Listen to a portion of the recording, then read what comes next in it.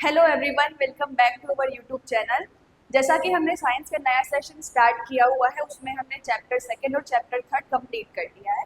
आज हम करने जा रहे हैं चैप्टर फोर, जिसका नाम है पीरियोडिक क्लासिफिकेशन ऑफ एलिमेंट्स। जैसा कि नाम में ही आपको दिख रहा है, पीरियोडिक क्लासिफिकेशन ऑफ एलिमेंट्स, मतलब इस चैप्टर में हम एलिमेंट्स के बारे में कंप्लीटली डिटेल्ड में पढ़ेंगे कि पहले कितने एलिमेंट्स हमारे पास प्रेजेंट थे, नाउ कितने प्रेजेंट हैं। उसके बाद इनका अरेंजमेंट देखेंगे। आपने पीरियोडिक टेबल सुना होगा, पीरियोडिक टेबल के बारे में पढ़ेंगे। स्टार्ट करते हैं। तो स्टार्ट करने से पहले जब स्टार्ट कर रहे हैं तो बेसिक टर्म्स इस चैप्टर के बारे में हमें पता होने चाहिए। जैसे कि आपके एटम हो गए, मॉलिक्यूल हो गए, है ना, एलिमेंट हो गए, कंपाउंड्स हो गए, ये सारी चीजें क्या होती है, हम बीच में ये टर्म्स यूज करेंगे। ठीक है, तो पहले समझते हैं एटम क्या है, मॉलिक्यूल क्या है, उसके बाद आगे बढ़ेंगे।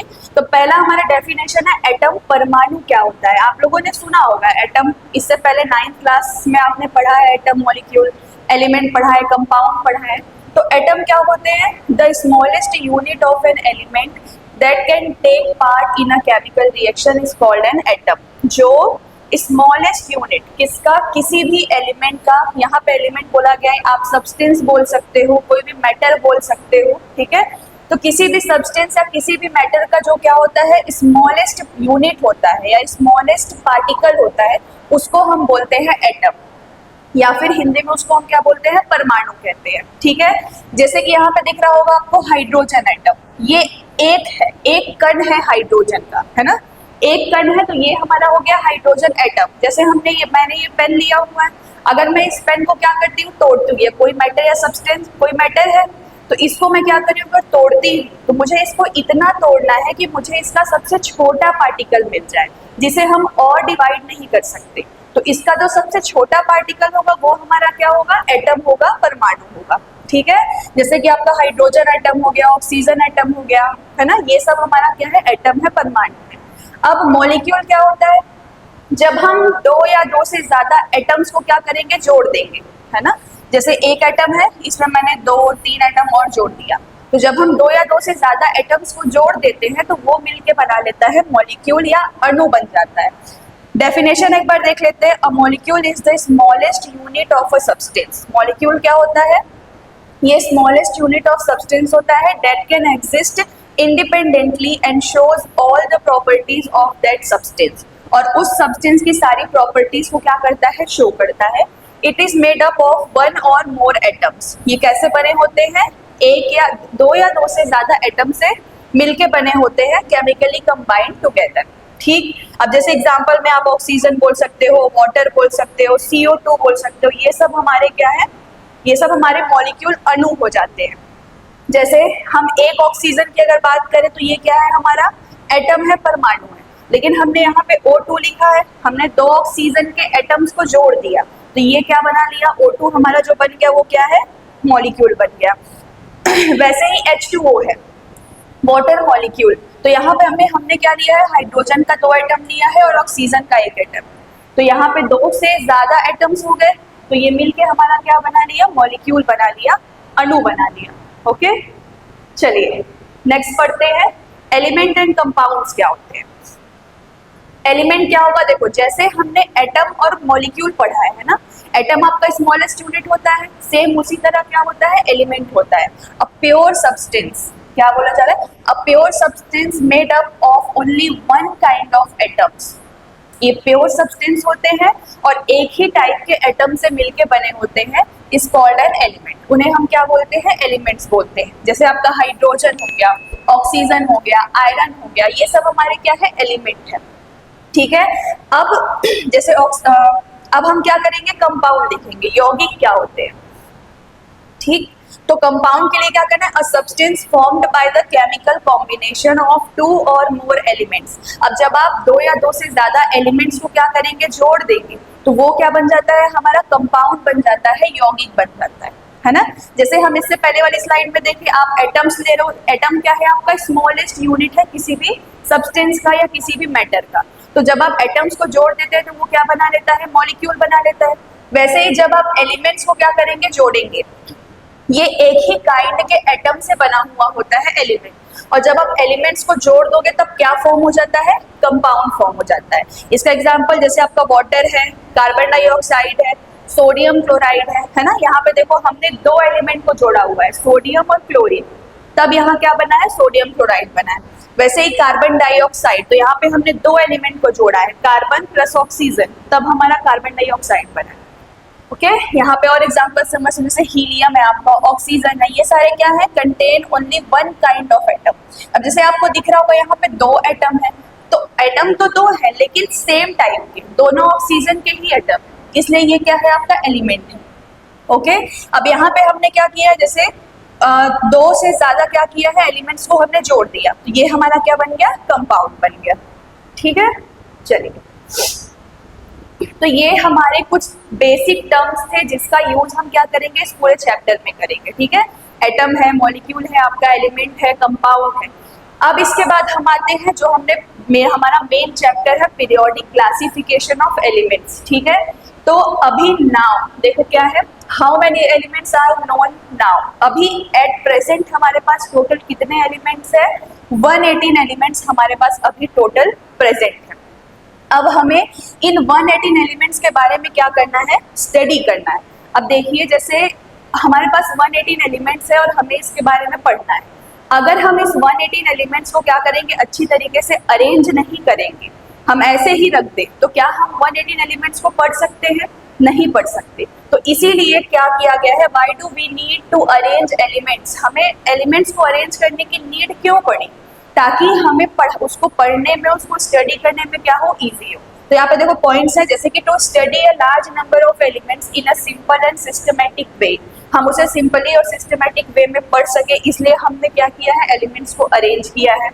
सेकेंड क्या है, to group elements with similar properties together.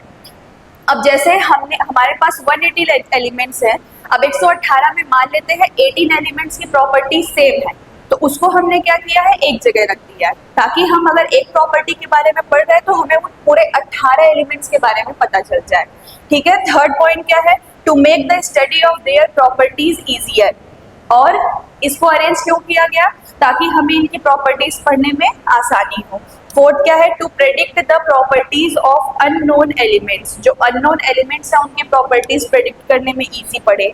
Fifth क्या है और लास्ट हमारा, to understand the relationship between different elements, और जो अलग अलग एलिमेंट्स हैं उनके बीच में रिलेशन देखने के लिए। सो ये सारे रीजन है जिनकी वजह से हमें क्या करना पड़ा है, एलिमेंट्स को अरेंज करना पड़ा है।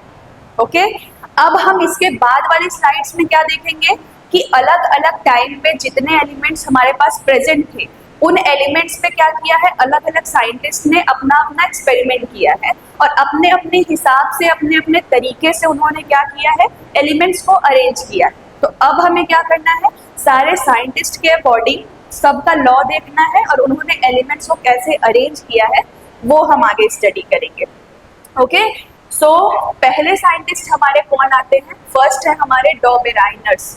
ठीक है, डॉबेराइनर हैं, इन्होंने क्या दिया था, लॉ ऑफ ट्रायड दिया था, जिसे हिंदी में कहते हैं त्रिक नियम। ये हिंदी में होता है हमारा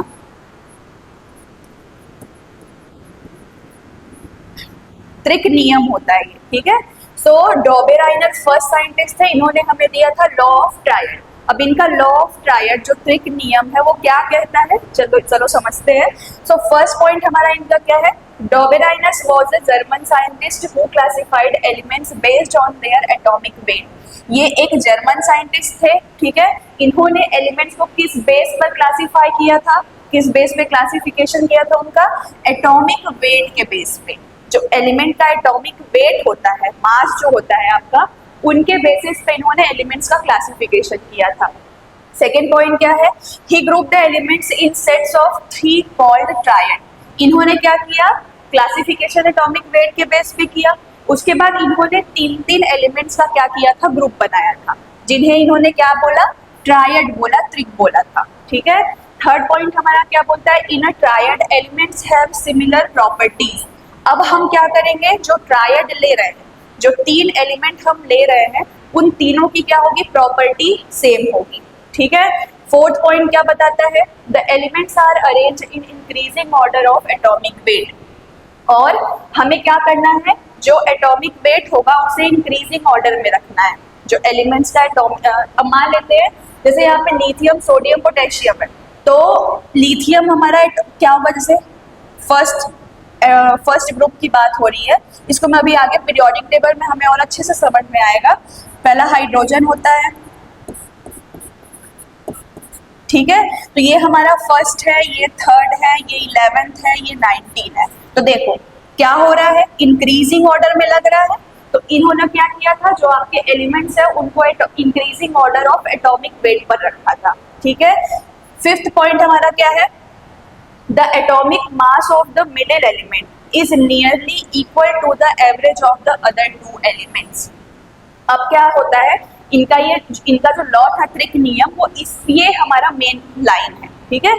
जब आप एक्सप्लेन करोगे तो आपको बताना तो सभी है, लेकिन ये है हमारा स्टार पॉइंट इनके लॉ का, कि इन्होंने क्या बताया था कि जैसे हमने 3 एलिमेंट लिया है, लिथियम, सोडियम एंड पोटेशियम, ठीक है।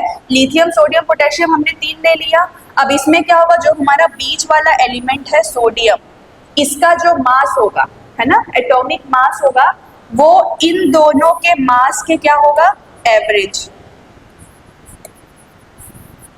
इन दोनों के मास का एवरेज अगर हम निकालें तो वो सोडियम के मास के बराबर आएगा। अब देखो कैसे देखते हैं, तो लिथियम का हमारा नंबर होता है 2, ठीक है, सॉरी 3 होता है, इसका नंबर कितना होता है, 3 होता है। अब इसका मास कितना हो जाएगा, 6 हो जाएगा, ठीक है। सोडियम का नंबर कितना होता है, 11, इसका मास होता है 21, ठीक है। ये मैं क्या लिख रही हूँ, नंबर लिख रही हूँ, और ये मैं क्या लिख रही हूँ, मास लिख रही हूँ इनका, ठीक। तो लिथियम का हमारा नंबर कितना होता है, लिथियम का नंबर होता है 3, इसका मास कितना हो जाएगा, 6। सोडियम का नंबर कितना होता है, 11, इसका मास हमारा कितना हो जाएगा, 21। और जो हमारा पोटेशियम है, इसका नंबर होता है 19, ठीक है, और इसका मास हो जाएगा हमारा 38, ठीक। अब हम लोग क्या कर रहे हैं, देखो हम जब इन दोनों का एवरेज निकाले तो वो हमारा आना चाहिए 21 के बराबर, ठीक है। तो जब 38 और प्लस 6 करेंगे हम लोग तो कितना हो जाएगा, 38 प्लस 6 अपॉन 2, एवरेज इसी तरह से निकलेगा, ठीक है। ये हो जाएगा 44 अपॉन 2, देखिए 22 आ रहा है, मतलब सिमिलर ही आपका ये 21 पॉइंट में कुछ आंसर होता है, तो 21 और 22 क्या है, सिमिलर आ रहे हैं। तो ये हमारा लॉ किसने दिया था, डॉबेराइनर ने दिया था, कि इन्होंने कोई भी 3 एलिमेंट उठाया, उन 3 एलिमेंट को क्या किया था, एटॉमिक वेट के इंक्रीजिंग ऑर्डर में जमाया था। ये देखो इंक्रीजिंग ऑर्डर है, तो लिथियम, सोडियम, पोटेशियम, तो इनका लॉ क्या बताता है कि जो बीच वाला आपका एलिमेंट है उसका मास क्या होगा, फर्स्ट और थर्ड के मास के एवरेज के बराबर होगा। तो देखो यहाँ पे 21 है, हमने 6 और 38 का क्या निकाल दिया, एवरेज हम ऐसे ही निकालते हैं, नंबर जो भी आपके पास नंबर है उनका ऐड करते हो और टोटल नंबर से डिवाइड कर देते हो। तो 38 प्लस 6 और 2 से हमने डिवाइड कर दिया, तो 44/2 कितना आ गया, 22। तो ये हमारा क्या है, 21 और 22 इक्वली है, समझो 21 में 21 पॉइंट में आंसर है। तो ये हमारा क्या हो, ये देखो यहाँ पे हमको क्या मिल रहा है, ये हमारा एग्जाम्पल हो गया। हमने यहाँ पे समझ लिया कि the atomic mass of the middle element, आपका जो मिडिल एलिमेंट का एटॉमिक मास है वो बाकी दो के मास के क्या है, एवरेज के बराबर है, ठीक है। इसके बाद पॉइंट क्या है, एग्जाम्पल। अब देखो यहाँ पे एग्जाम्पल्स बता जैसे लिथियम, सोडियम एंड पोटेशियम है। एटॉमिक मास ऑफ सोडियम, देखो atomic mass of sodium equal किसके है, average of lithium and potassium, lithium और पोटेशियम के एवरेज के बराबर है। 7 पॉइंट क्या है, this observation lead to Dobereiner's law of triad, ये हमारा डॉबेराइनर का लॉ ऑफ ट्रायड बताता है। और लास्ट पॉइंट, इनके लिमिटेशन क्या है, only 3 triads could be formed from known elements eight that time. अब उस टाइम पे जितने एलिमेंट हमारे पास नोन थे उसमें से डॉबेराइनर ने सिर्फ 3 ही सीरीज दे पाए थे, मतलब सिर्फ 3 ही हमारे पास कॉलम बन पाए थे। एक हमारा लिथियम, सोडियम, पोटेशियम का बना था, इन तीनों का बना था, और क्लोरीन, ब्रोमीन और आयोडीन का बना था। ठीक है। तो उस समय मतलब ये जो हमारे 9 एलिमेंट है, ये सिर्फ 9 element he law of triad को फॉलो करते थे। ओके, चलिए, तो ये हमारा डॉबेलाइनर्स का लॉ ऑफ ट्रायड था। अब नेक्स्ट साइंटिस्ट देखते हैं कौन था और उन्होंने क्या लॉ दिया था। तो देखो, ने दिया था लॉ ऑफ ऑक्टावेस। ठीक है, लॉ ऑफ ऑक्टावेस को हम कहते हैं हिंदी में अष्टक सिद्धांत।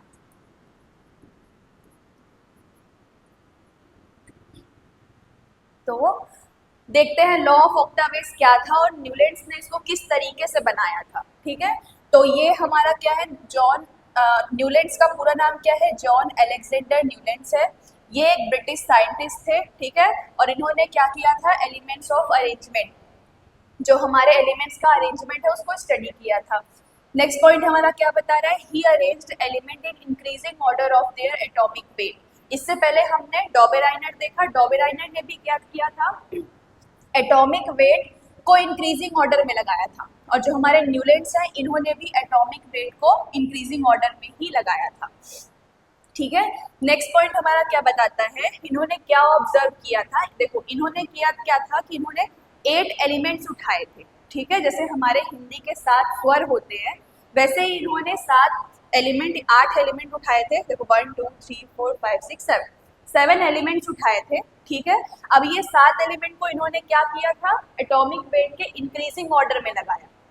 जैसे देखो, फर्स्ट हमारा जो रो दिख रहा है, ये हाइड्रोजन है, लिथियम है, beryllium, boron, carbon, nitrogen, oxygen है।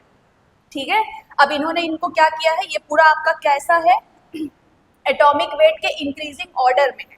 ठीक, अब इन्होंने क्या किया, इन्होंने देखा क्या था, जैसे हाइड्रोजन है, तो जो हाइड्रोजन के बाद अब जो यहाँ पे 8th एलिमेंट आएगा, वो हाइड्रोजन के साथ क्या करता है, सिमिलैरिटी दिखाता है। मतलब सॉरी, ये जो हाइड्रोजन है और ये जो नेक्स्ट एलिमेंट आने वाला है आपका 8, मतलब 7 एलिमेंट के बाद जो आपका 8वां एलिमेंट आएगा, वो हाइड्रोजन के साथ क्या करता है, प्रॉपर्टी शेयर करता है। इन्होंने ये बताया था अपने लॉ ऑफ ऑक्टावेस में। जैसे कि देखो यहाँ लिखा हुआ है, he observe that every 8th element, जो आपका एवरी 8th एलिमेंट है, had property similar to the first element. वो फर्स्ट एलिमेंट के साथ प्रॉपर्टी को शो करता है। ठीक है, नेक्स्ट पॉइंट हमारा क्या है, he compared this pattern to musical octaves. देखो, इसको म्यूजिकल ऑक्टावेस क्यों बोला जा रहा है, क्योंकि इन्होंने जैसे जो आपके हिंदी के 7 स्वर होते हैं, उसी के कंपैरिजन में, जैसे 7 स्वर के बाद 8वां जो आता है, वो पहले के साथ क्या करता है, सिमिलैरिटी दिखाता है। उसी तरीके से सेम इन्होंने क्या किया था, जो पहला एलिमेंट है वो 8वें एलिमेंट के साथ क्या करता है, सिमिलैरिटी शो करता है। इन्होंने बताया था where every 8th note repeats. क्या होता है, जो हम म्यूजिकल ऑक्टावेस की बात करें, तो जो हिंदी में आपके स्वर हैं, ठीक है, उसमें जो एवरी 8th नोट होता है, जो 8वां नोट होता है, वो रिपीट होता है। जैसे कि जो फर्स्ट है वही 8वें में आएगा। तो उसी के बेस पे इन्होंने क्या किया था, लॉ ऑफ ऑक्टावेस दिया था। 5th हमारा पॉइंट क्या बता रहा है, देखो, this lead to the formulation of Newlands law of octaves. इसी के बेस पे इन्होंने क्या बनाया, अपना लॉ ऑफ ऑक्टावेस दिया। एग्जाम्पल, जैसे property of lithium and sodium are similar. जैसे प्रॉपर्टी ऑफ, जैसे आपकी जो लिथियम है और यहाँ पे देखो सोडियम दिख रही है, इनकी प्रॉपर्टीज क्या है, सेम है। ठीक है, उसके बाद hydrogen was placed at the first position. Hydrogen को इन्होंने देखो यहाँ पे क्या किया है, हाइड्रोजन को इन्होंने फर्स्ट पोजीशन पे रखा था। 8th हमारा क्या बता रहा है point, the arrangement continued up to thorium at the 56th position. मतलब इन्होंने 56 एलिमेंट पर अपना क्या किया था, लॉ ऑफ ऑक्टावेस दिया था। जैसे इससे पहले हमने डॉबेराइनर पढ़ा, उसमें हमने देखा कि जो लॉ ऑफ ट्रायड था वो सिर्फ 9 एलिमेंट फॉलो कर रहे थे, लेकिन यहाँ पे जो 56 एलिमेंट है, इन्होंने 56 एलिमेंट पर क्या किया था, अपना लॉ ऑफ ऑक्टावेस दिया था। ठीक है, इनकी लिमिटेशन देखो, लास्ट पॉइंट हमारा क्या बता रहा है, लिमिटेशन बता रहा है। So this law was applicable only up to calcium and failed for heavier elements. ये सिर्फ कैल्शियम तक के लिए क्या था, कैपेबल था, एप्लीकेबल था।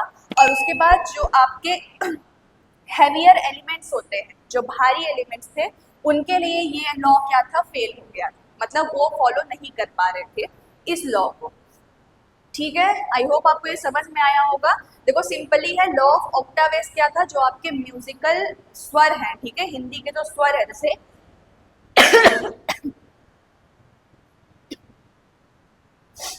जैसे कि देखो सा रे गा मा पा धा नी है, ठीक है।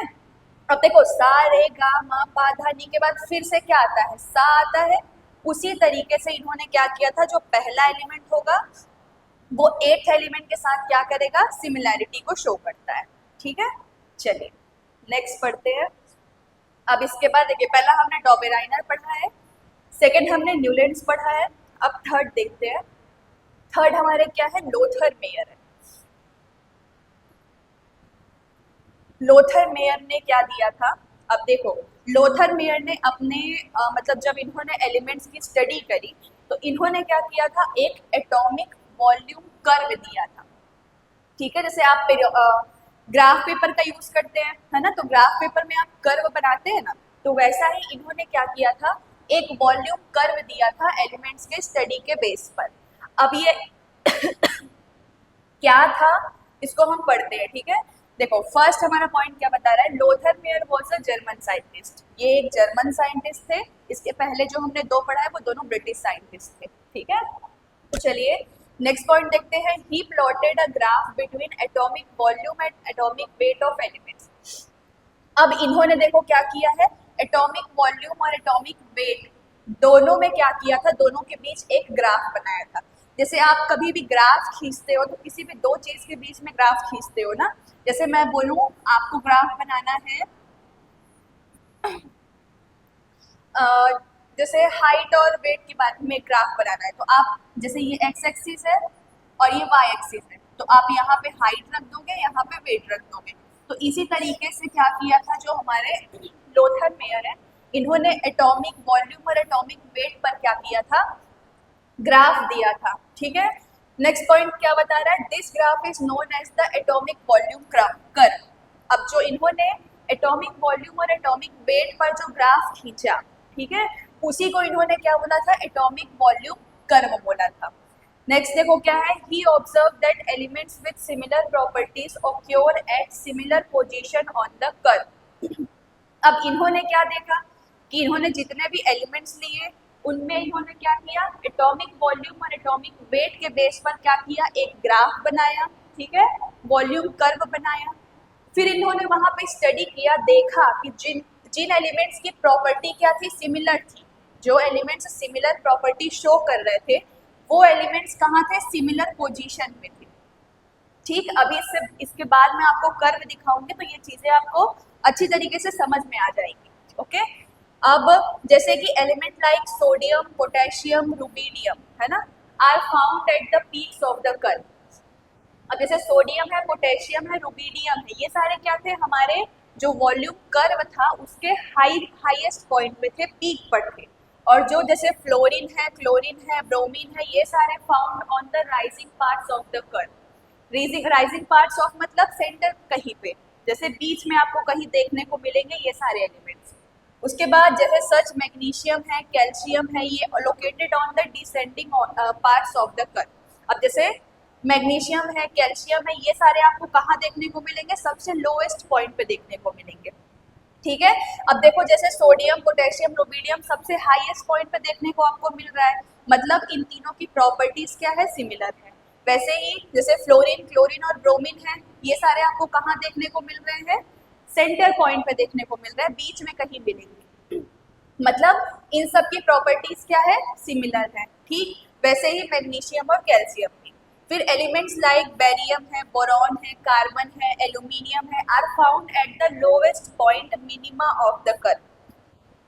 अब इनके भी नीचे जैसे कि मैग्नीशियम और कैल्शियम के नीचे आपको क्या देखने को मिलेगा, बेरियम, बोरॉन, कार्बन, एल्यूमिनियम, ये सब आपको लोएस्ट पॉइंट पर देखने को मिलेंगे, मतलब इन सब की जो प्रॉपर्टीज है वो क्या है, सिमिलर है, ठीक है। So this showed that physical property of elements are related to their atomic weight. अब देखो ये लॉ आपको क्या बताता है, ये लॉ शो क्या करता है कि जो एलिमेंट्स की फिजिकल प्रॉपर्टीज होती है वो किससे मैच करती है, एटॉमिक वेट से मैच करती है, ठीक है। तो इन्होंने एटॉमिक वेट और फिजिकल प्रॉपर्टीज जो आपकी एलिमेंट है उनमें भी क्या किया था, रिलेशन बता दिया। ठीक है, चलो देखते हैं कर्व इनका कैसा था। देखो ये है हमारा लोथर मेयर का एटॉमिक वॉल्यूम कर्व। ठीक है, जैसे हमने पढ़ा तो इन्होंने ये कर्व बनाया, ये हमारा क्या हो गया, ग्राफ। ये हमारा कौन सा एक्सिस हो गया, एक्स एक्सिस हो गया। ये कौन सा एक्सिस हो गया, वाई एक्सिस हो गया। ठीक है, ये 0 पॉइंट है आपका। अब देखो हमने एटॉमिक मास और एटॉमिक वॉल्यूम में हमने क्या किया था, कर्व बनाया था। तो हमने मास को एक्स एक्सिस पे रखा है और वॉल्यूम को वाई एक्सिस पे रखा हुआ है। ठीक है, अब देखो जैसे आपको हाईएस्ट पीक दिख रहे होंगे, जैसे यहाँ पे हाईएस्ट पीक पे हीलियम है, पोटेशियम है, रुबीडियम है। अभी हमने इसके बारे में पढ़ा। तो हीलियम, पोटेशियम और रुबीडियम सब क्या है, पीक पर है। तो इन तीनों की प्रॉपर्टीज क्या होगी, सेम होगी। ठीक है, वैसे ही अगर आप सबसे नीचे आ जाओ, सबसे लोएस्ट पॉइंट पे देखो, जैसे कार्बन है यहाँ पे, यहाँ एल्यूमिनियम दिख रहा है, वैसे ही सबसे नीचे यहाँ पे मैग्नीज दिख रहा है ना, कोबाल्ट दिख रहा है। ये सब एकदम लोएस्ट पॉइंट पे है, तो इन सब की प्रॉपर्टी क्या होगी, सेम होगी। तो इस तरीके से इन्होंने क्या किया था, ये कर्व को अरेंज किया था। ठीक है, जैसे यहाँ पे हमने पढ़ा था ना, स्टडी किया था, जैसे सोडियम, पोटेशियम, रुबीडियम ये सेम है। वैसे ही फ्लोरीन, क्लोरीन, ब्रोमीन, यहाँ पे देख लेते हैं। फ्लोरीन, क्लोरीन, ब्रोमीन कहाँ है, ये देखो यहाँ पे आपका फ्लोरीन है, ये क्लोरीन है और ये ब्रोमीन है। तो ये तीनों की प्रॉपर्टीज क्या होगी, सेम होगी। ठीक है, तो इस तरीके से इन्होंने क्या किया था, अपना एटॉमिक वॉल्यूम कर्व डिफाइन किया था। और एटॉमिक वॉल्यूम कर्व एलिमेंट्स के किस बेस पे, एटॉमिक मास और वॉल्यूम के बेस पर अरेंज किया था। ठीक है, चलिए, तो ये हमारे लोथर मेयर का भी हमने वॉल्यूम कर्व पढ़ लिया। अभी तक हमने 3 साइंटिस्ट देखे हैं। पहला हमने डॉबेराइनर पढ़ा था, जिनका लॉ ऑफ ट्रायड था। ठीक है, इसके बाद हमने न्यूलैंड्स का ऑक्टावेज देखा, जिसे उन्होंने क्या किया था, म्यूजिकल वर्ड से मैच किया था। और फिर हमने लोथर मेयर का वॉल्यूम कर्व देखा है। अब चलिए नेक्स्ट हमारे क्या है, मेंडलिंग है। ठीक है, अब देखो हमने बहुत कम एलिमेंट से स्टार्ट किया, तो मेंडलीव तक क्या हुआ था, एलिमेंट्स की जो नंबर्स थे वो मतलब बहुत सारे एलिमेंट्स ढूंढे जा चुके थे। ठीक, तो अब देखते हैं मेंडलीव ने क्या किया अपने क्लासिफिकेशन में। सो डमित्री इवानोविच मेंडलीव, ये इनका पूरा नाम है, वॉज अ रशियन केमिस्ट थे। ये एक रशियन केमिस्ट थे। केमिस्ट मीन्स क्या है, रसायनज्ञ। ठीक है, हु क्लासिफाइड एलिमेंट्स, जिन्होंने एलिमेंट क्लासिफाई किया। क्या बताया इन्होंने, at that time 63 elements were known. अब इनके टाइम में देखो, हमने उधर हमने 56 पढ़ा था, ऑक्टावेज 56 एलिमेंट्स पर फॉलो हो रहा था, है ना। अब इनके मेंडलीव के आते तक कितने एलिमेंट ढूंढे जा चुके थे, 63 एलिमेंट ढूंढे जा चुके थे। तो इन्होंने he studied the relationship between atomic weight. इन्होंने क्या किया था, atomic weight and physical and chemical property of element. इन्होंने क्या स्टडी किया, एलिमेंट्स के एटॉमिक वेट और उनके फिजिकल और केमिकल प्रॉपर्टी के को क्या किया था, स्टडी किया। ठीक है, उसके बाद he focused on compounds formed with oxygen and hydrogen. इन्होंने क्या किया था, इन्होंने ऐसे कंपाउंड को फॉर्म किया जो ऑक्सीजन और हाइड्रोजन के साथ क्या हो, फॉर्म, मतलब हाइड्रोजन और ऑक्सीजन का उनमें यूज हो, ठीक, प्रेजेंस हो। नेक्स्ट पॉइंट क्या बता रहा है, he wrote properties of each element on separate card. अब देखो इन्होंने भी पीरियोडिक टेबल दिया था, मतलब 63 एलिमेंट जो उस टाइम पे नोन थे, उन 63 एलिमेंट्स को इन्होंने अरेंज किया था। तो अरेंज करने के लिए इन्होंने क्या पैटर्न यूज किया, इन्होंने सेपरेट कार्ड लिए, मतलब 63 एलिमेंट थे तो इन्होंने अलग अलग 63 कार्ड्स लिए। ठीक है, अलग अलग 63 कार्ड ले लिए। अब इन्होंने क्या किया, he group the elements with similar property together. अब इन्होंने अलग अलग क्या किया, 63 कार्ड लिया, सारे 63 कार्ड्स में पूरे 63 एलिमेंट्स के क्या किए, नेम शो किए। अब इन्होंने देखा, जब इन्होंने एटॉमिक वेट और फिजिकल और केमिकल प्रॉपर्टीज को जब स्टडी किया, पढ़ा उनके बारे में, तो इन्होंने देखा कि जो एलिमेंट सिमिलर प्रॉपर्टी शो कर रहे होंगे, मतलब मान लेते हैं जैसे मैंने यहाँ पे 5, यहाँ पे मैंने छठवां एलिमेंट रखा और यहाँ पे मैंने पहला एलिमेंट रखा, तो मान लेती हूँ मैं फर्स्ट एलिमेंट 6 एलिमेंट के साथ सिमिलैरिटी शो कर रहा है, मतलब इनकी प्रॉपर्टी सेम है।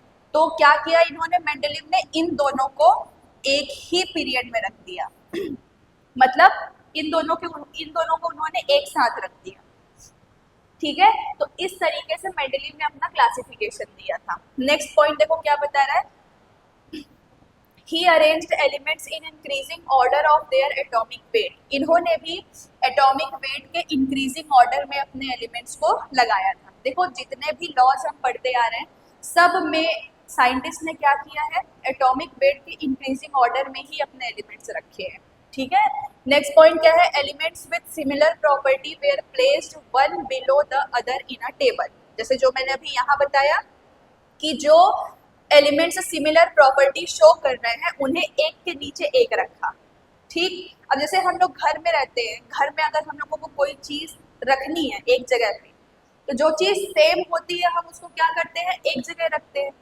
अब ऐसा तो नहीं है कि जैसे अगर मैं अपनी बुक कॉपीज यहाँ एक जगह पे रख रही हूँ, किसी टेबल पे रख रही हूँ, तो मैं अब दूसरी बुक कॉपी अपनी कहीं और रख के आऊंगी, नहीं, मैं अपनी सारे बुक कॉपीज को एक जगह एक साथ रखूंगी, है ना, ताकि मुझे ढूंढने में भी इजी हो और मैं आसानी से अपनी बुक ले सकूं। वैसे ही इन्होंने भी क्या किया, जो सेम टाइप की प्रॉपर्टी शो कर रहे थे उन्हें इन्होंने क्या किया, एक के नीचे एक रखते चले गए।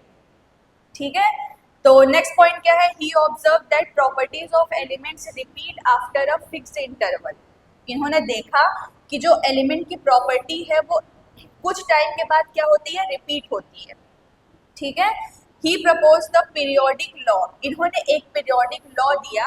इन्होंने पीरियोडिक लॉ में क्या बताया कि जो प्रॉपर्टीज ऑफ एलिमेंट है, जो एलिमेंट की प्रॉपर्टी है, are periodic function of their atomic masses. जो प्रॉपर्टी होती है एलिमेंट की वो एटॉमिक मास के पीरियोडिक फंक्शन होती है। अब पीरियोडिक फंक्शन का मतलब होना कि कोई भी चीज रिपीट होना। ठीक है, जैसे यहाँ पे हमने इसके पहले वाले पॉइंट में बताया ना कि जो प्रॉपर्टीज है वो एलिमेंट की क्या हो रही है, रिपीट हो रही है। तो समय एक इक्वल टाइम इंटरवल के बाद, कुछ समय के बाद वो चीज फिर से रिपीट होना क्या होता है, पीरियोडिक फंक्शन होता है। ठीक है, सो यहाँ पे जो एलिमेंट की प्रॉपर्टीज है वो एटॉमिक मास का पीरियोडिक फंक्शन होती है। ये लाइन ये कहना चाह रहा है। ठीक है, तो चलिए नेक्स्ट पॉइंट देखते हैं। इन हिज पीरियोडिक टेबल क्या था, इन्होंने वर्टिकल कॉलम को क्या बोला, ग्रुप बोला, और इन्होंने हॉरिजॉन्टल रो को पीरियड बोला। अब देखो कुछ चीजें आपको यहाँ पे अभी समझ में नहीं आ रही होगी, जब हम मॉडर्न पीरियोडिक टेबल देखेंगे तो आपको ये चीजें अच्छी तरीके से क्लियर हो जाएंगी। ठीक है, तो जो वर्टिकल कॉलम, अब वर्टिकल कॉलम क्या होगा, जैसे कि आप ऐसे जो बात करेंगे, ये हमारे क्या है, ग्रुप है। ठीक है, और जो हॉरिजॉन्टल कॉल्ड पीरियड, अब जो ये है इसे हम बोलते हैं पीरियड। ठीक है, चलिए, तो ये हमारा मेंडलीव का क्लासिफिकेशन था। ठीक है, चलो इनका टेबल देख लेते हैं। ये हमारे मेंडलीव क्लासिफिकेशन है। जैसे देखो यहाँ पे आपको दिख रहे होंगे ऑक्साइड हाइड्राइड, है ना, O और H। तो O और H से बने हुए एलिमेंट्स इन्होंने शो किया था ना अपने, यहाँ पे हमने इस लाइन में देखो पढ़ा हुआ है ये वाला, he focused on compounds formed with oxygen and hydrogen. मतलब इन्होंने किस पे तो देखो यहाँ पे ऑक्सीजन और हाइड्रोजन हमने अभी पढ़ा ना कि ऑक्सीजन और हाइड्रोजन इन्होंने देखा था कि ऐसा कंपाउंड फॉर्म किया था जिसमें ऑक्सीजन और हाइड्रोजन हो, तो वही यहाँ पे लिखा गया है ऑक्साइड और हाइड्राइड। ठीक, यहाँ पे ऑक्साइड ये दिख रहा है और हाइड्राइड ये दिख रहा है। तो इस तरीके से इन्होंने क्या किया था, ये देखो अपने 63 एलिमेंट्स को इस तरीके से इन्होंने अरेंज किया था। अब ये देखो, ये जो आपको दिख रहे होंगे ये आपके क्या है, ग्रुप्स है। ये दिख रहा है, ये आपके ग्रुप हो गए। ठीक है, और ये जो दिख रहा है ऐसे, ये हमारे क्या है, पीरियड्स है। ठीक है, तो ये हमारे मेंडलीव का पीरियोडिक टेबल है, उनका क्लासिफिकेशन था इस तरीके से।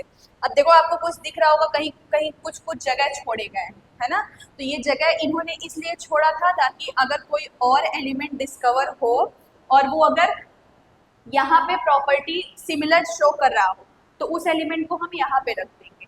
ठीक है, इसलिए इन्होंने क्या किया था, कुछ अपने इसमें स्पेस छोड़ा था।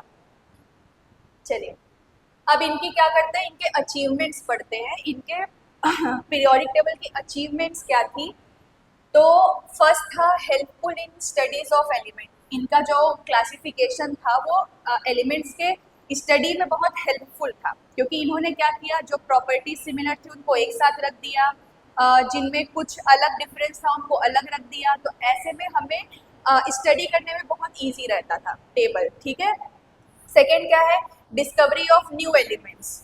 अब इन्होंने क्या किया था, स्पेस छोड़ा हुआ था। देखो, Mendeleev predicted undiscovered element and left gaps for them. इन्होंने क्या किया था, अपने पीरियोडिक टेबल में कुछ जगह छोड़े थे, है ना। तो जब हम नया कोई भी एलिमेंट डिस्कवर कर रहे थे तो उनको हम क्या करते थे, उन जो जगह छूटा हुआ है उन जगहों पे फिक्स कर देते थे। ठीक है, नेक्स्ट पॉइंट क्या बताता है, करेक्शन ऑफ एटॉमिक वेट। क्या किया इन्होंने, some atomic weight were corrected based on their proper position. अब हमने एटॉमिक वेट के इंक्रीजिंग ऑर्डर में क्या किया था, एलिमेंट्स को लगाया था। ठीक, तो इन्होंने क्या किया था, एटॉमिक वेट में भी करेक्शन किया था। नेक्स्ट क्या है, space for inert gases. Inert gases क्या होती हैं, जो सब रिएक्ट नहीं करती, है ना, जो मतलब बहुत जल्दी, जिनका क्या होता है आप समझ लो, जिनकी वैलेंसी फील होती है। ये चीज मैं अभी आपको आगे बता दूंगी। So later discovered inert gases were placed in a separate group, zero group. इन्होंने जो इनर्ट गैसेस है हमारे पास, एलिमेंट्स में ही कुछ एलिमेंट्स को हम इनर्ट गैसेस कहते हैं, तो उन इनर्ट गैसेस के लिए इन्होंने क्या किया था, एक अलग से ग्रुप बना दिया था, है ना। ये अलग से एक ग्रुप बना दिया जिसे इन्होंने जीरो ग्रुप बोला था। ठीक है, तो ये हमारे अचीवमेंट्स हो गए मेंडलीव पीरियोडिक टेबल के। अब इनके कुछ लिमिटेशंस भी हैं। Limitation of Mendeleev periodic table. तो इनके लिमिटेशंस क्या है, जैसे uncertain position of hydrogen. Hydrogen का प्लेस इनका क्या था,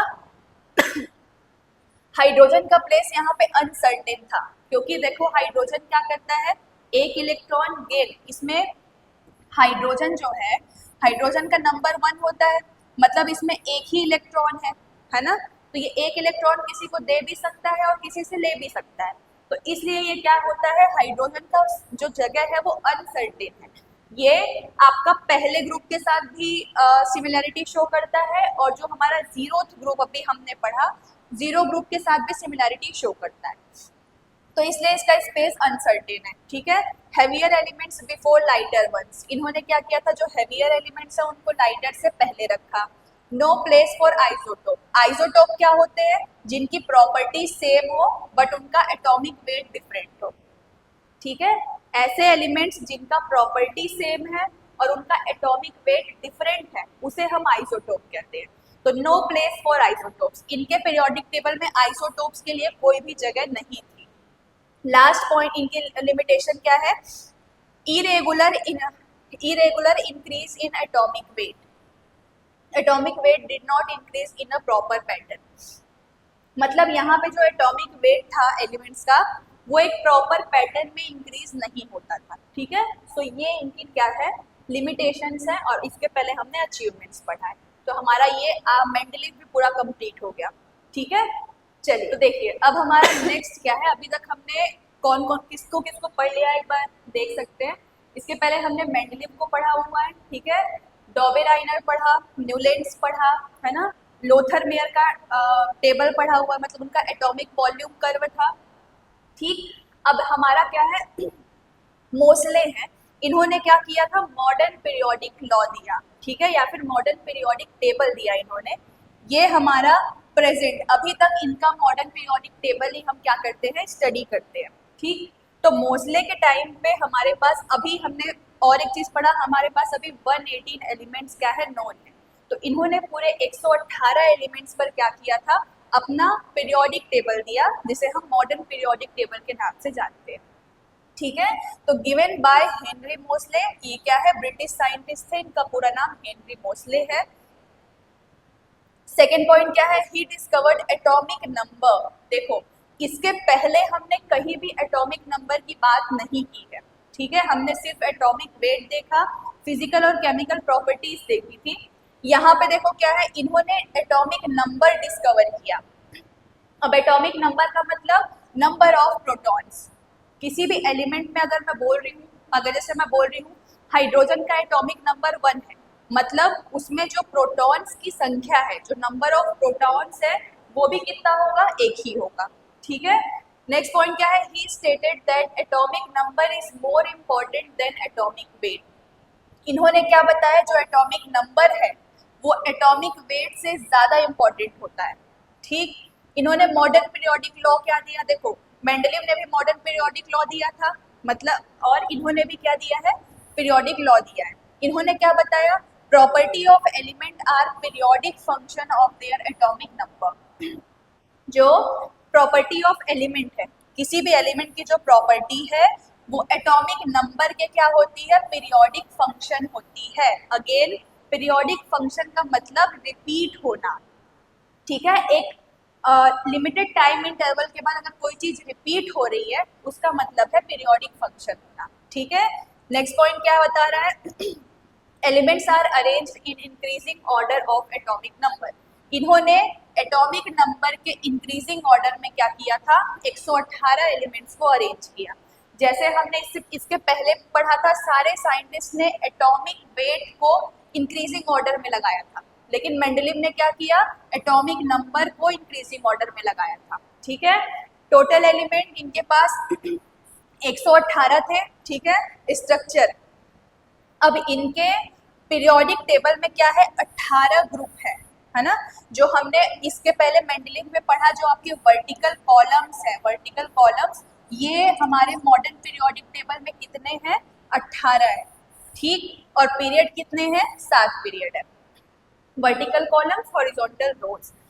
group is decided by electronic configuration not valency. अब जो आपका ये ग्रुप्स है ना, ये जो ग्रुप हमने बार बार ग्रुप पढ़ रहे हैं, ये ग्रुप कैसे डिफाइन होता है, इसे हम इलेक्ट्रॉनिक कॉन्फ़िगरेशन के बेस पर डिफाइन करते हैं।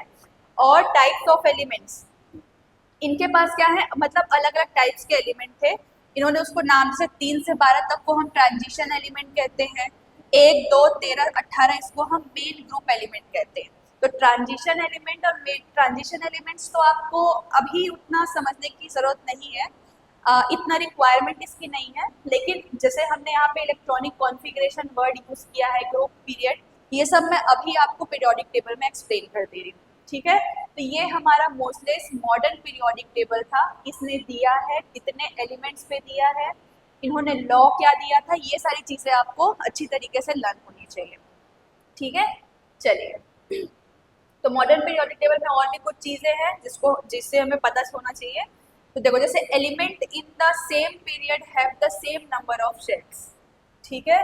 तो जो एलिमेंट हमारे क्या है, सेम पीरियड में होते हैं, जैसे पीरियड मतलब ये वाला लाइन, ठीक है, जो सेम पीरियड में होते हैं उनमें नंबर ऑफ सेल्स सेम होने चाहिए, ठीक।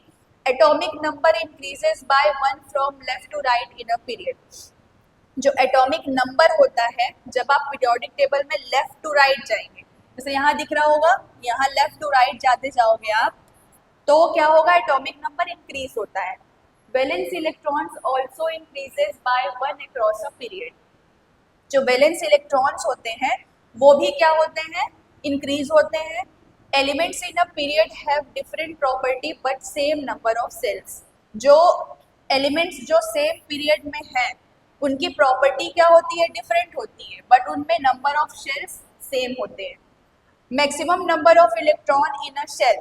अब हम एक सेल में, ठीक है, ये बार बार शेल वर्ड यूज कर रहे हैं, आपने एटम का स्ट्रक्चर 9th क्लास में पढ़ा हुआ है। जैसे ये हमारा, समझ लो मैं कोई एटम ड्रॉ कर रही हूँ, तो पहले न्यूक्लियस होगा, फिर ये क्या होता है, उसके ऑर्बिट्स होते हैं, जो हमने 9th क्लास में बोर मॉडल के नाम से पढ़ा हुआ है, बोरबरी स्कीम पढ़ा हुआ है, ठीक है। तो ये आपके क्या है, ऑर्बिट्स है। इन्हीं ऑर्बिट्स को शेल भी कहते हैं, या इनको आप ऑर्बिट बोलो या शेल बोलो। इन्हीं ऑर्बिट में क्या होते हैं, इलेक्ट्रॉन हमारे रिवॉल्व होते रहते हैं, इलेक्ट्रॉन घूमते हैं, है ना। तो इनमें इलेक्ट्रॉन कितने आएंगे ये कौन डिसाइड करता है, ये दिया जाता है 2n², इस फॉर्मूले से, ठीक है। 2n² में n क्या है, शेल नंबर है, मतलब ये 1, 2, 3, इसको भी चलिए मैं अभी एक्सप्लेन कर देती हूँ अच्छी तरीके से, ठीक है। सो देखो, फर्स्ट पीरियड कैसे निकल रहा है मैं उसे यहाँ पे अच्छी तरीके से बताती हूँ। एक बार आपका रिकॉल हो जाए, जैसे बोरबरी स्कीम, बोरबरी योजना दी गई थी। बोर ने बताया था कि जो आपका ये न्यूक्लियस है, इसके बाद आपके क्या होते हैं, ये शेल्स होते हैं। तो इन्होंने क्या किया था, 4 शेल दिया था, ठीक है। ये 4 शेल हो गया, इसको नाम दिया था के, ये हो गया आपका L, ये हो गया M और ये हो गया N। K L M N इन्होंने नेमिंग दी थी। अब जो K है उसको इन्होंने नंबर 1 दिया, इसको नंबर 2, इसको नंबर 3 और इसको नंबर 4। तो K L M N 1 2 3 4 हो गया। ठीक है, अब ये जो 1 2 3 4 हमको दिख रहा है, ये 1 2 3 4 क्या है? N है, N की वैल्यू है। ठीक, जब आप जैसे K में शेल निकालना है, K में कितने इलेक्ट्रॉन आएंगे? जो हमारा K शेल है या K ऑर्बिट है, उसमें टोटल कितने इलेक्ट्रॉन्स आएंगे, ये हमको निकालना है। तो इसके लिए हमें फॉर्मूला क्या दिया गया है? 2n²। तो ये हमने 2n² रख दिया। n की जगह K में निकाल रहे हो ना, तो K में n की वैल्यू कितनी है? 1 है।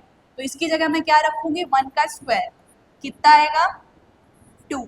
मतलब आपके जो K शेल है, जो पहला शेल है, इसमें नंबर ऑफ इलेक्ट्रॉन्स कितने होंगे? 2। ठीक है, इसी तरीके से जो नेक्स्ट सेल है आपका 2n², इसमें n की वैल्यू कितनी रखोगे? 2 रखोगे। ठीक है, तो इस तरीके से हम क्या करते हैं? इलेक्ट्रॉन्स निकालते हैं। तो इसी तरीके से देखो यहाँ पे बताया गया है कि n = 1 में 2 इलेक्ट्रॉन आएगा। ठीक है, और इसके बाद जो सेकेंड है उसमें आपके 8 इलेक्ट्रॉन आएंगे, इसके बाद में 18 आएंगे, इसके बाद में 32 आएंगे। ठीक है, 2 8 फिर 18 फिर 32 ऐसे इलेक्ट्रॉन फील होते हैं। उसके बाद मॉडर्न पीरियोडिक टेबल में 2 और चीजें बताई गई हैं, लेंथेनाइड्स और एक्टिनाइड्स। ठीक है, मतलब ये लेंथेनाइड और एक्टिनाइड क्या थे? ये बाद में ढूंढे गए एलिमेंट्स थे, जिन्हें मोस्ले ने क्या किया है? मॉडर्न पीरियोडिक टेबल में लेंथेनाइड और एक्टिनाइड के नाम से रखा हुआ है। ये 14 एलिमेंट्स है। ठीक, चलिए अब मॉडर्न पीरियोडिक टेबल देखते हैं, यहाँ पे सारी चीजें अच्छी तरीके से समझते हैं। तो देखिए, periodic table of the elements, यहाँ पे हमारे पास टोटल कितने एलिमेंट्स है? 118 एलिमेंट्स है, 18 एलिमेंट्स है। ठीक है, सबसे पहले मैं आपको बता दूं, हम बार बार मैं ग्रुप और पीरियड की बात कर रही हूँ, है ना? बार बार ग्रुप और पीरियड रिपीट हो रहा है, ग्रुप क्या है, पीरियड क्या है ना? सो देखो, ये आपको लाइंस दिख रही है, ये 1 2 3, ये नंबर दिख रहा है 1 2 3 4 5 6 7 8 to 18, है ना? ये पूरे 18 हमारे क्या है? ग्रुप है। ठीक, उसके बाद यहाँ दिख रहा हुआ ये हमारा 1 2 3 4 5 6 7, ये जो दिख रहा है,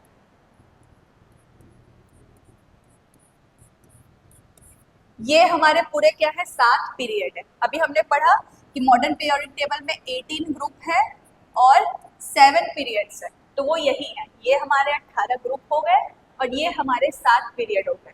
ठीक, अब देखो, इसके बाद आपको दिख रहा होगा यहाँ पे हाइड्रोजन नंबर 1 के बाद हीलियम नंबर 2 यहाँ है। ठीक है, उसके बाद lithium 3, beryllium 4, 5 boron, 6 carbon, 7 nitrogen, oxygen 8 है, 9 और 10। ठीक है, तो इस तरीके से अरेंज किया। जो चीज मैंने अभी आपको बताई है कि पहले शेल में, है ना, पहले शेल या पहले ऑर्बिट में कितने इलेक्ट्रॉन आएंगे? 2। तो 1 2, पहले में 2 आ गए, इसके बाद वाले में कितने आएंगे? 8। तो 2 ये हो गया और ये हमारा इधर क्या है? सॉरी, 1 2 3 4 5 6 7 8। ठीक है, तो ये इसके बाद वाले में देखो, ये वाला पीरियड, सेकेंड पीरियड और थर्ड पीरियड, इन दोनों पीरियड में 8 एलिमेंट्स हैं।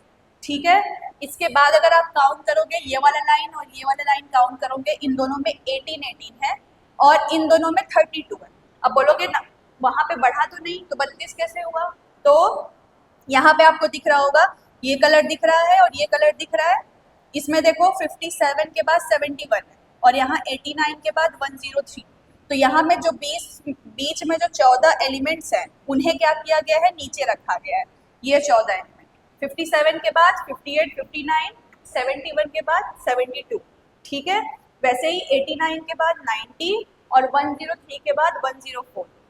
तो यहाँ के 14 एलिमेंट्स को नीचे रखा गया है लेंथेनाइड और एक्टिनाइड सीरीज के नाम से, जिसे हमने अभी पढ़ा। ठीक है, मतलब ये लेंथेनाइड और एक्टिनाइड क्या है? बाद में ढूंढे गए एलिमेंट्स हैं, इसलिए इन्हें अलग से रखा गया है।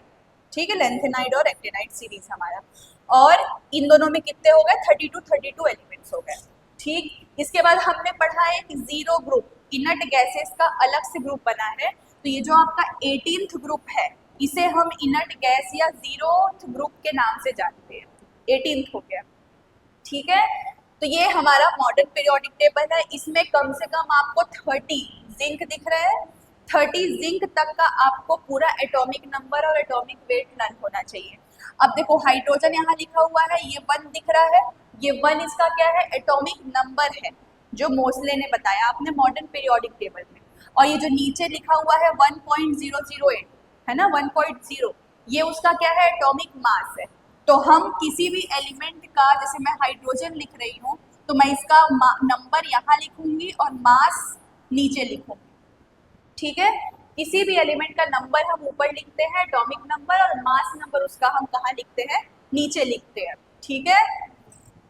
अब और एक चीज देख लो आप लोग, जैसे हाइड्रोजन है, बोरबरी स्कीम के अकॉर्डिंग ये फर्स्ट सेल हुआ, इसमें एक ही एलिमेंट है तो ये हो गया, ठीक है। वैसे ही अगर हम सेकंड की बात करें लिथियम, तो पहले में तो 2 ही आएंगे, नेक्स्ट वाले में कितना आएगा, 1 एलिमेंट, ठीक है। तो इस तरीके से देखो क्या हो रहा है, शेल बढ़ते जा रहा है। तो जब आप ऊपर से नीचे आते हो तो क्या होता है, जो नंबर ऑफ शेल्स हैं वो बढ़ते जाते हैं, ठीक है। तो ये रहा हमारा मॉडर्न पीरियोडिक टेबल। इसमें आप कम से कम 30 एलिमेंट्स के एटॉमिक नंबर और एटॉमिक मास दोनों अच्छे तरीके से लर्न कर लीजिए, ठीक है। चलिए अब देखो कुछ पीरियोडिक प्रॉपर्टीज है, जैसे वैलेंसी क्या होती है ना, वैलेंस इलेक्ट्रॉन किसे कहते हैं, वैलेंसी क्या है। So it is the number of electron in the outermost shell और electrons needed to complete octet. इसको हम 2 डेफिनेशन से डिफाइन कर सकते हैं। वैलेंसी क्या, it is the number of electron होती है आउटर मोस्ट सेल में।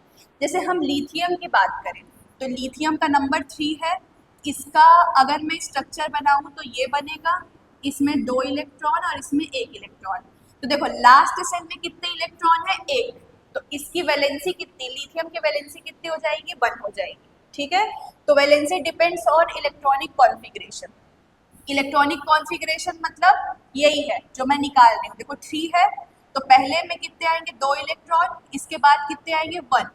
इसी को हम क्या बोलते हैं, इलेक्ट्रॉनिक कॉन्फ़िगरेशन बोलते हैं। तो लास्ट सेल में 1 इलेक्ट्रॉन है, मतलब हमारे लिथियम की वैलेंसी कितनी है, 1 है, ठीक है।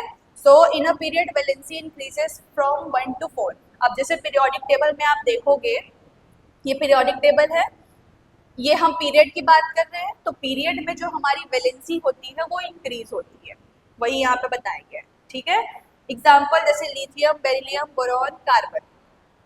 तो लिथियम के लास्ट सेल में 1 इलेक्ट्रॉन आएगा, बेरिलियम में कितना आएगा, 2 आएगा, बोरॉन में कितना आएगा, 3 आएगा, फिर 4।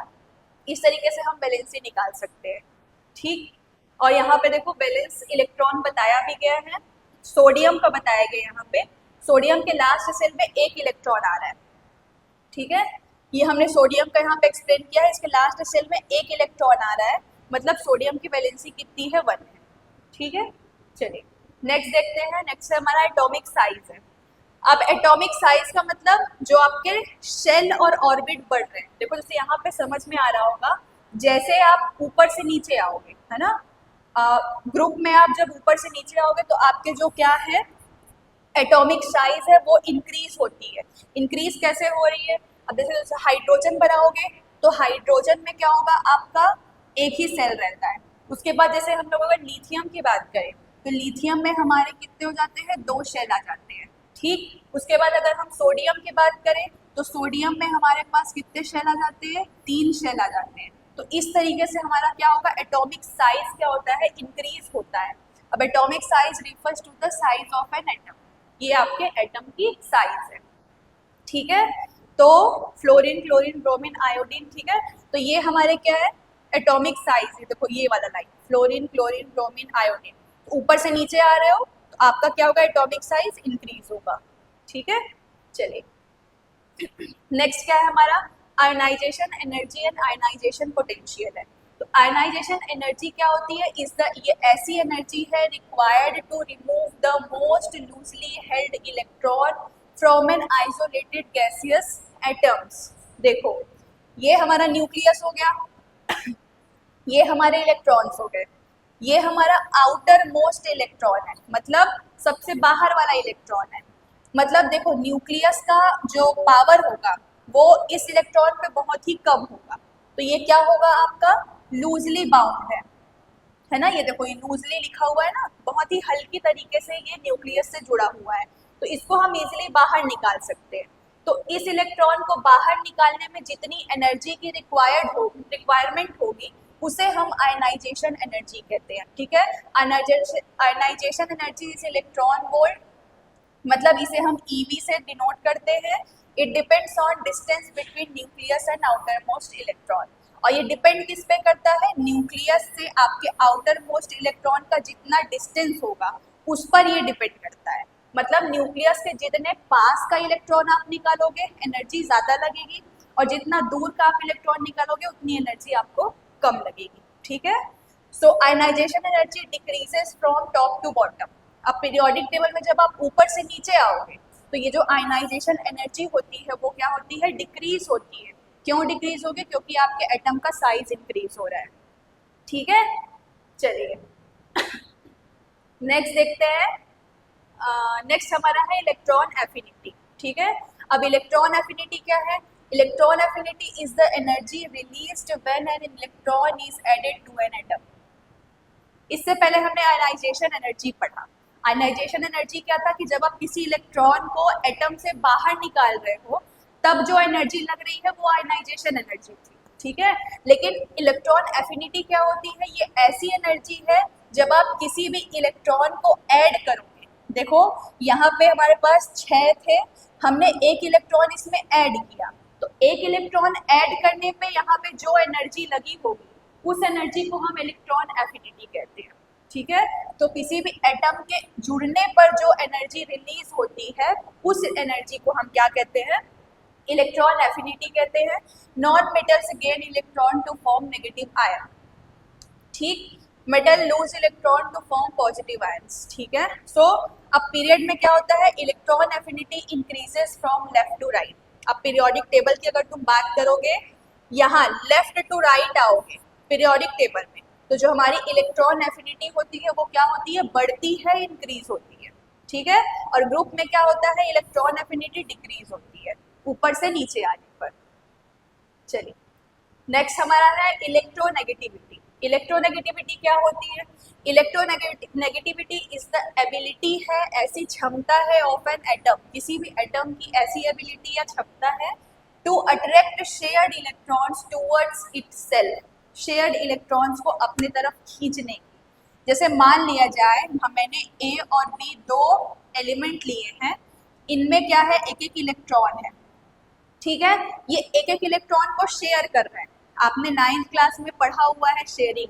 ठीक है, तो अब एक एक इलेक्ट्रॉन को आप शेयर कर रहे हो, यहाँ पे मान लो दोनों के एक एक इलेक्ट्रॉन यहाँ आ गए, शेयर हो रहे हैं। तो इलेक्ट्रोनेगेटिविटी वो क्षमता है, वो एबिलिटी है कि जो इस शेयर्ड पेयर ऑफ इलेक्ट्रॉन को अपनी तरफ खींच लेगा, उस क्षमता को हम इलेक्ट्रोनेगेटिविटी कहते हैं। मान लिया जाए ये जो ए बी है, इसको क्या कर रहा है, बी जो है वो इस शेयर पेयर्ड को अपनी तरफ अट्रैक्ट कर लिया, अपनी तरफ खींच लिया, मतलब जो इलेक्ट्रोनेगेटिविटी है वो बी की क्या है, ज़्यादा है। ठीक है, तो शेयर्ड पेयर को अपनी तरफ अट्रैक्ट करने की जो एबिलिटी होती है उसको इलेक्ट्रोनेगेटिविटी कहते हैं। It occurs in covalent bond, covalent bond सहसंयोजक बंध में ये होगा आपका। ठीक है, the more electronegative atom attract electron pair closer to itself, वही जिसकी क्या होगी, इलेक्ट्रोनेगेटिविटी ज़्यादा होगी, वो इलेक्ट्रॉन को अपनी तरफ क्या करेगा, जो शेयर्ड पेयर ऑफ इलेक्ट्रॉन है उसे अपनी तरफ अट्रैक्ट कर लेगा।